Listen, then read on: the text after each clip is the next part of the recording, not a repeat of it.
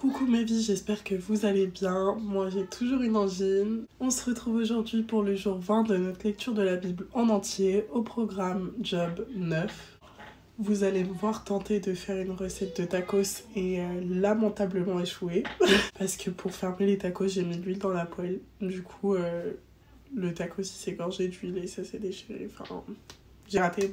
J'espère quand même que la vidéo vous plaira. Prenez votre Bible et on se dit à demain pour le jour 21 au programme Job 10.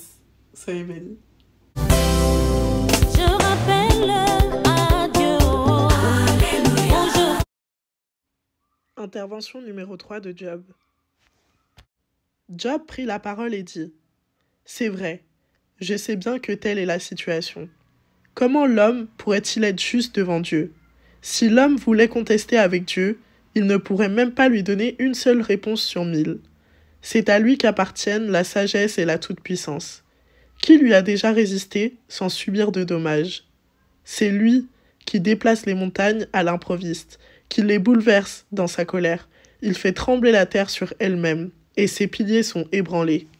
Il donne ses ordres au soleil, et le soleil ne paraît pas. Il verrouille le ciel autour des étoiles. Tout seul, il déploie le ciel, il marche sur les hauteurs de la mer. Il a fait la Grande Ourse, Orion et les Pléiades, ainsi que les constellations du Sud. C'est lui, l'auteur de grandeurs qu'il est impossible d'explorer, de merveilles si nombreuses qu'il est impossible de les compter. S'il passe près de moi, je ne le vois pas. S'il disparaît, je ne m'en aperçois pas. S'il arrache, qui s'y opposera ? Qui lui dira : que fais-tu ? Dieu ne retire pas sa colère. Devant lui, les appuis de l'orgueilleux s'effondrent. Et moi, comment pourrais-je lui répondre ? Quels mots pourrais-je choisir pour argumenter avec lui ? Même si je suis juste, je ne répondrai pas. Je ne peux qu'implorer la grâce de mon juge. Même si je fais appel à lui et qu'il me réponde, je ne croirai pas qu'il m'a écouté. Puisqu'il m'assaille par une tempête et multiplie sans raison mes blessures. Il ne me laisse pas reprendre mon souffle, tant il me rassasie d'amertume. Si je veux recourir à la force, voici qu'il est tout-puissant. Si c'est au droit qui me fera comparaître, même si je suis juste, ma bouche me condamnera. Même si je suis intègre, elle me déclarera coupable. Suis-je intègre ? Je ne le sais pas moi-même. Je suis dégoûté de mon existence. Qu'importe après tout. En effet, j'ose le dire, il extermine l'homme intègre aussi bien que le méchant.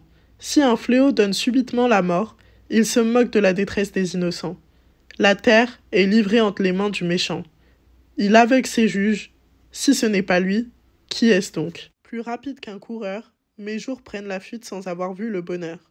Il file comme des barques de jonques, pareil à l'aigle qui fonce sur sa proie. Si je dis, je veux oublier ma plainte, laisser ma tristesse, reprendre courage, je reste effrayé par toutes mes douleurs. Je sais que tu ne me considéreras pas comme innocent.